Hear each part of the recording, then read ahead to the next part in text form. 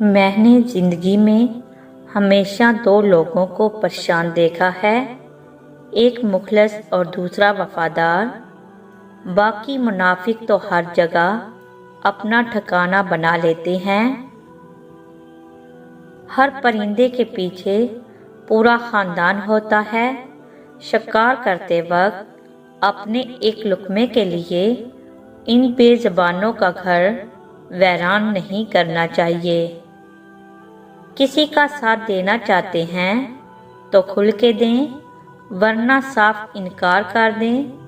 درمیانی راستہ منافقت کا ہوتا ہے، اور منافق انسان کس رشتے کے لائق نہیں ہوتا۔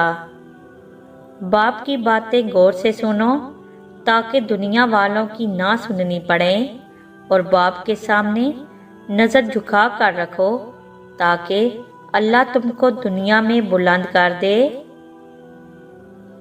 اگر کوئی آپ کو نیچا دکھانا چاہتا ہے تو اس کا مطلب ہے آپ ان سے کافی اونچے ہیں۔ ہمیشہ ان لوگوں کا چناؤ کرو جن کو عزت دینے پر وہ خود سے بڑھ کر آپ کو عزت دیں، اور یہی بہترین لوگوں کی نشانی ہے۔ قبروں پر پاؤں رکھنے سے ڈرنے والے لوگ کتنی بے دردی سے زندہ دلوں کو کچل دیتے ہیں۔